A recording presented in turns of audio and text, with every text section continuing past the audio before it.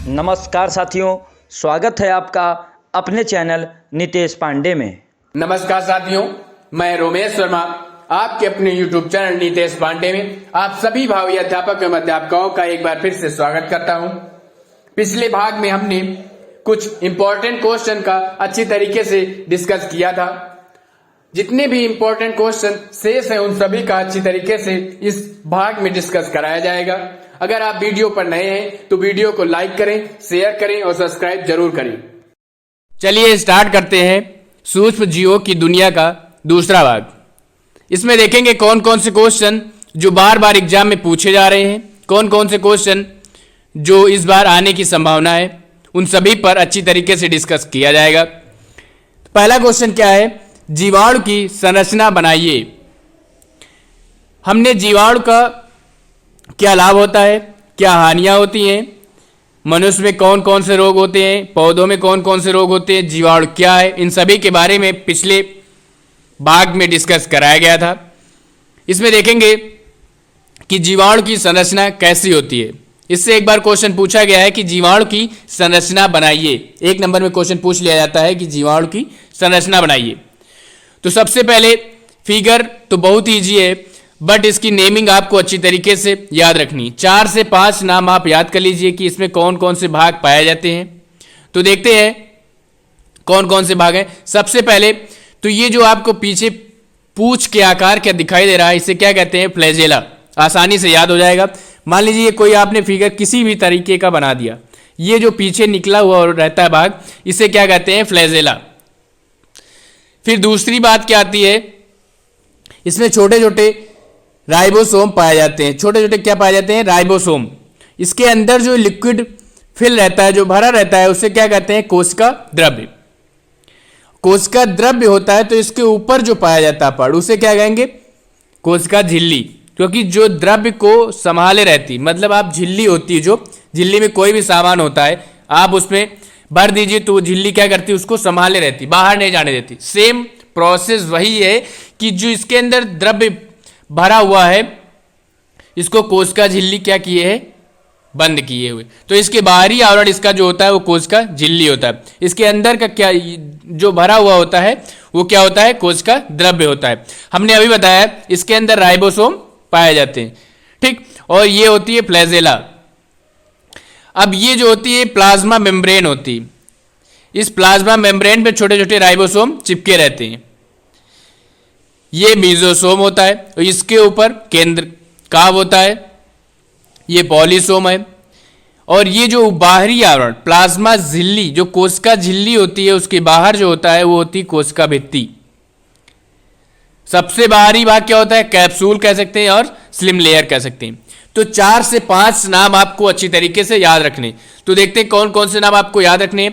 पहला नाम फ्लैजेला, पूंछ के आकार का जो होता है, कभी नहीं भूलेंगे आप। दूसरा क्या आता है? इसके अंदर जो लिक्विड होता है उसे क्या कहते हैं? कोशिका द्रव्य। अब इस कोशिका द्रव्य को कौन संभाले रहता है? कोशिका झिल्ली जस्ट ऊपर। इसके अंदर छोटे छोटे पाए जाते हैं राइबोसोम। सबसे बाहरी भाग कैप्सूल या स्लिम लेयर। अब इस प्लाज्मा मेम्ब्रेन पर राइबोसोम चिपके रहते हैं, ये लिख सकते हैं। अंतर्विष्ट पिंड कैद लिख सकते हैं, अगर याद रहेगा तो कर सकते हैं। ये प्लाज्मिड होता है, प्लाज्मिड। ये होता है मीजोसोम, इसके ऊपर केंद्र काव। ये पॉलीसोम, सबसे ऊपरी कोशिका भित्ति। आपको आसानी से 5 से 6 नाम अच्छी तरीके से याद हो जाएंगे। समझ में आया? फिर नेक्स्ट क्वेश्चन देखते हैं कौन सा है। विषाणु को सजीव तथा निर्जीव के मध्य की कड़ी क्यों कहते हैं? क्वेश्चन क्या है? विषाणु को सजीवों तथा निर्जीवों के मध्य की कड़ी क्यों कहा जाता है? क्या आंसर है? क्या होता है? विषाणु जो होते हैं उसमें सजीव और निर्जीव दोनों के लक्षण होते हैं। समझ में? विषाणु जो होते हैं उसमें सजीव और निर्जीव दोनों के लक्षण पाए जाते हैं, इसीलिए इन्हें सजीव तथा निर्जीव के मध्य की संयोजक कड़ी कहा जाता है। क्यों? अगर विषाणु जो होता है अगर वह सजीव कोशिका के संपर्क में आ जाएगा तब उसमें सजीव जैसे लक्षण दिखेंगे। अगर वह निर्जीव कोशिका के अंतर्गत आता है तो वह निर्जीव की तरह बिहेवियर करने लगता है। तो इसके लक्षण आपको याद रखने हैं कि यह न्यूक्लिक अम्ल में पाया जाता है। जब न्यूक्लिक अम्ल के संपर्क में आता है तब सजीवों जैसा व्यवहार करता है। सजीवों की भांति या ताप, दाब, रसायन का प्रभाव होता है। सजीव कोशिका के अंदर जाने पर सक्रियता से सजीवों के समान इसमें एंजाइम तंत्र का उपयोग करना। अभी हमने क्या बताया, सिर्फ आप इतना लिख सकते हैं कि सजीव तथा निर्जीव दोनों का गुण होता है, दोनों के लक्षण इसमें पाए जाते हैं, इसलिए इसे इनके बीच की संयोजक कड़ी कहा जाता है। क्योंकि विषाणु जब सजीव कोशिका के संपर्क में आते हैं तो सजीव जैसा व्यवहार करने लगते हैं, और निर्जीव कोशिका के अंतर्गत आते हैं तो निर्जीव जैसा व्यवहार करने लगते हैं। इन्हें कई सालों तक बोतल में रखा जा सकता है। श्वसन की आवश्यकता नहीं होती। इनमें विषाणु का क्रिस्टल बनना होता है, जीवाणु द्रव्य का नहीं पाया जाता है। मतलब इन्हें कई साल तक आप बोतल में भर कर रख सकते हैं। वायरस जिसे बोलते हैं, वायरस निर्जीव भी होता है और सजीव भी होता है। आप लक्षण लिखने की जरूरत नहीं है कि आप इनके लक्षण को डिस्कस करिए, सिर्फ आप इतना लिखिए कि यह इसमें क्या होता है, सजीव तथा निर्जीव दोनों के गुण पाए जाते हैं। सजीव के संपर्क में आने पर सजीव जैसे बात मतलब सजीव के जैसे व्यवहार करने लगते हैं, और निर्जीव कोशिका के संपर्क में आने पर निर्जीव जैसा व्यवहार करने लगते हैं। समझ में आया? इसीलिए इसे सजीव तथा निर्जीव के मध्य की संयोजक कड़ी कहते हैं। फिर नेक्स्ट क्वेश्चन क्या है, जीवाणु को पादप जगत में क्यों रखा जाता है? जीवाणुओं को पादप जगत में क्यों रखा जाता है? क्या को आंसर क्या है? जीवाणु क्या होते हैं? वास्तव में जीवधारी हैं। इसमें पौधों एवं जंतुओं दोनों का लक्षण पाया जाता है। जीवाणु में क्या होता है? पौधे एवं जंतुओं दोनों के लक्षण पाए जाते हैं। जीवाणुओं में कोशिका भित्ति के पाए जाने के कारण इसे पादप जगत में रखा जाता है। समझ में आए? मेन पॉइंट क्या है कि जीवाणुओं में पौधों एवं जंतुओं दोनों का लक्षण पाया जाता है, दोनों के गुण विद्यमान होते हैं, इसलिए इसे पादप जगत में रखा जाता है। और क्या है, इसमें कोशिका भित्ति पाई जाती है। उम्मीद करता हूं आपको समझ में आया होगा कि इसमें पौधे एवं जंतुओं दोनों के लक्षण पाए जाते हैं और कोशिका भित्ति पाई जाती है। बस जो मेन पॉइंट है उन्हें आप निकाल कर बाहर करिए। पौधों एवं जंतुओं दोनों के लक्षण और कोशिका भित्ति पाई जाती है, पौधों एवं जंतुओं के दोनों के लक्षण पाए जाते हैं, इसीलिए इसे पादप जगत में रखा जाता है। फिर नेक्स्ट क्वेश्चन देखते हैं, सूक्ष्म जीव दोस्त या दुश्मन? टिप्पणी लिखिए। इस पर टिप्पणी आती है कि सूक्ष्म जीव हमारे दोस्त, हमारे दुश्मन भी होते हैं, दोस्त भी होते हैं। कैसे? टिप्पणी दीजिए। सूक्ष्म जीव जो होते हैं इन्हें हम नग्न आंखों से नहीं देख सकते। हमने पहले ही भाग में बताया था कि सूक्ष्म जीव वो जीव होते हैं जिन्हें हम अपनी नंगी आंखों से नहीं देख सकते, नग्न आंखों से नहीं देख सकते। इनको देखने के लिए हमें सूक्ष्मदर्शी का प्रयोग करना पड़ता है। सूक्ष्म जीव हमारे लिए लाभदायक एवं हानिकारक दोनों होते हैं। यदि ये लाभदायक है तो हमारे दोस्त होते हैं, और यदि हानिकारक है तो हमारे दुश्मन होते हैं। अभी हमने बताया कि सूक्ष्म जीव जो होते हैं हमारे लिए लाभदायक भी होते हैं और हानिकारक भी होते हैं। जैसे कुछ एग्जाम्पल देखते हैं। कुछ सूक्ष्म जीवाणु हमारे लिए अत्यंत लाभदायक होते हैं, जो निम्न प्रकार से हैं। हमने अभी पिछले भाग में बताया था कि जीवाणुओं के क्या लाभ होते हैं, क्या हानियां होती हैं, किस तरीके से जीवाणु हमारे काम आते हैं, किस तरीके से हमें नुकसान पहुंचाते हैं, उन सभी के बारे में अच्छी तरीके से बताया था। तो वही यहां देखते हैं कि जीवाणु जो होते हैं भूमि उर्वरा की शक्ति बढ़ाने में सहायता करते हैं, दूध को दही में बदलने का कार्य करते हैं। तो ये हमारे लाभदायक हुए, हमें लाभ पहुंचा रहे हैं। और दूसरी तरफ देखते हैं कुछ जीवाणु तथा विषाणु हमारे लिए अत्यंत हानिकारक होते हैं, क्योंकि विभिन्न बीमारियां उत्पन्न करते हैं। टाइफाइड, पोलियो, खसरा, टीबी। समझ में आया? पिछले भाग में हमने क्या बताया था, जीवाणु के बारे में अच्छी तरीके से डिस्कस किया था। जीवाणु मनुष्य में रोग फैला देते हैं, पौधों में रोग फैला देते हैं। Early blight of potato, late blight of potato, red rot of sugarcane, ये सारे क्या होते हैं डिसीज, ये पौधों में जीवाणु के द्वारा होते हैं। मनुष्य में क्या करते हैं, अभी हमने नीचे बताया, टाइफाइड है और खसरा है, टेटनेस है, ये सारी चीजें क्या होती हैं, ये मनुष्य में रोग फैला देते हैं। दूसरी तरफ देखा जाए तो जीवाणु जो होते हैं बहुत ही लाभदायक होते हैं, दूध को दही में बदलते हैं, भूमि की उर्वरा शक्ति को बढ़ाते हैं, जैव विविधता में इनका प्रयोग होता है, कई जगह पर इनका उपयोग किया जाता है। तो इसलिए हम कह सकते हैं जीवाणु हमारे लिए सूक्ष्म जीव दोस्त और दुश्मन दोनों होते हैं। तो आप अच्छी तरीके से समझ गए होंगे। इस पर आप आसानी से 3 से 4 लाइन लिख सकते हैं अगर 1 नंबर में पूछा जा रहा है तो। अगर 2 नंबर में पूछा गया है तो आपको कम से कम 20 से 25 लाइनें लिखने की जरूरत है। तो आप इसमें सूक्ष्म जीव में क्या लिखेंगे? पहले तो आप ये लिखेंगे कि हमारे लिए लाभदायक और हानिकारक दोनों होते हैं। लाभदायक है तो हमारे दोस्त हैं और हानिकारक है तो हमारे दुश्मन होते हैं। कुछ सूक्ष्म जीव है जैसे जीवाणु हमारे लिए अत्यंत लाभदायक होते हैं, निम्न प्रकार से होते हैं। उनके कुछ आप लाभ लिख लीजिए और कुछ उनके हानियां लिख दीजिए। आंसर आपका कंप्लीट। फिर नेक्स्ट देखते हैं विषाणु। विषाणु किसे कहते हैं समझाइए। 1 नंबर में क्वेश्चन पूछा जाता है कि विषाणु किसे कहते हैं बताइए।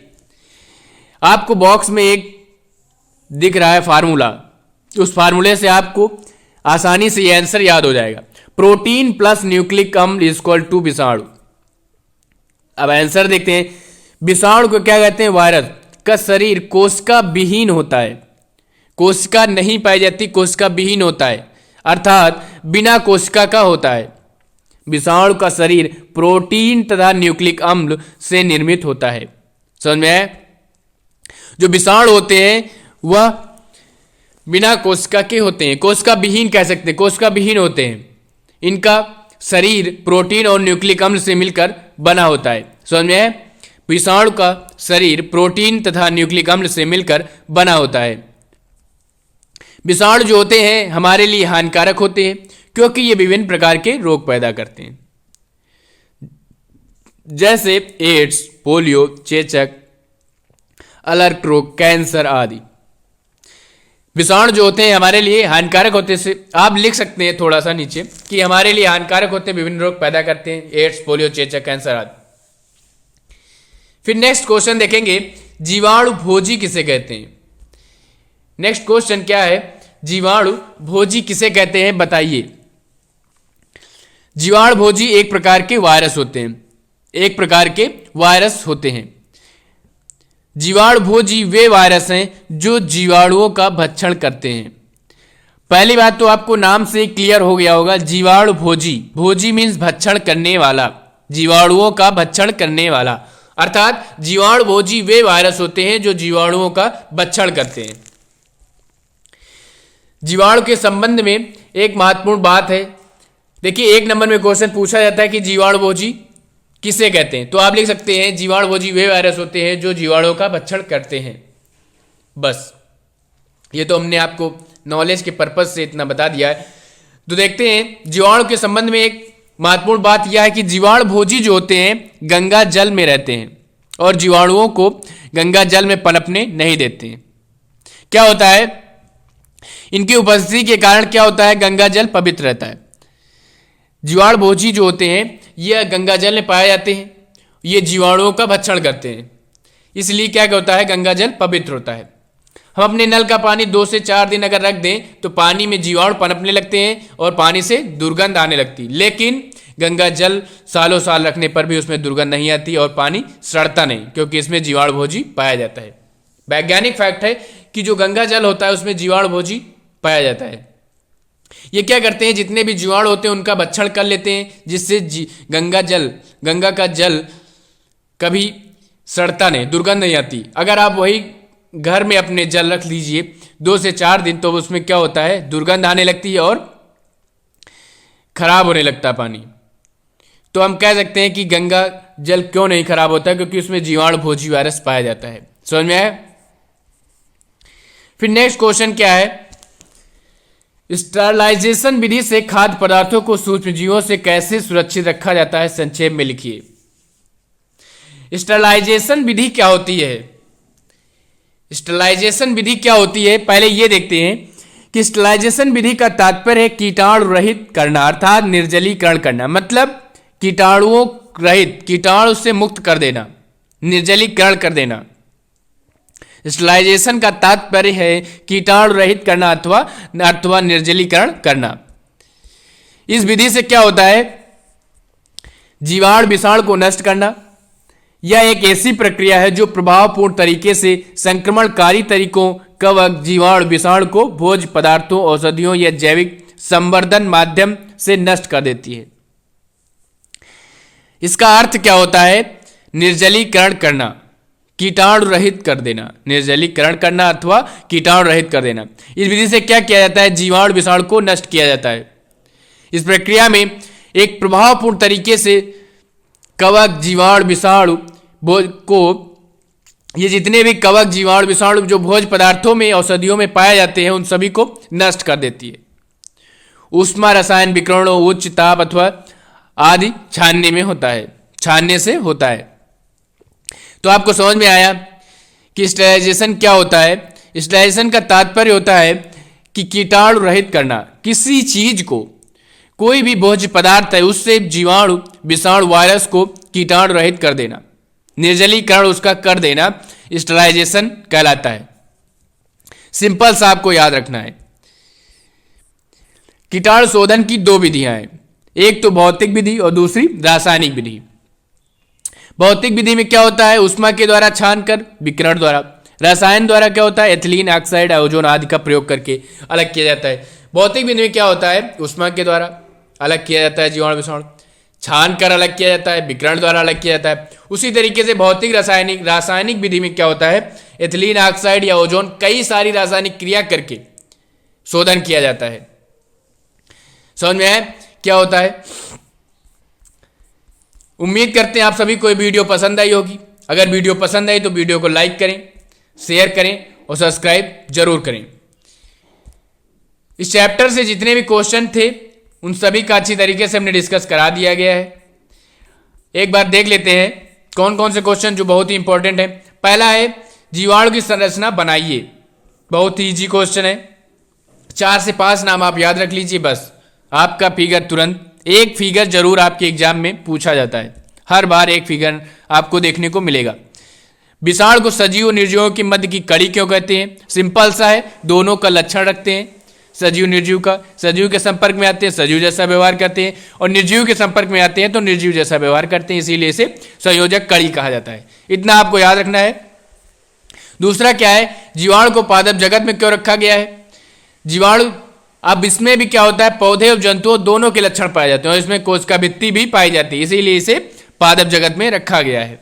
सिंपल सा है। सूक्ष्म जीव दोस्त या दुश्मन, इस पर टिप्पणी पूछी जाती है तो आप लिख सकते हैं कि हमारे लिए लाभदायक और हानिकारक होते हैं।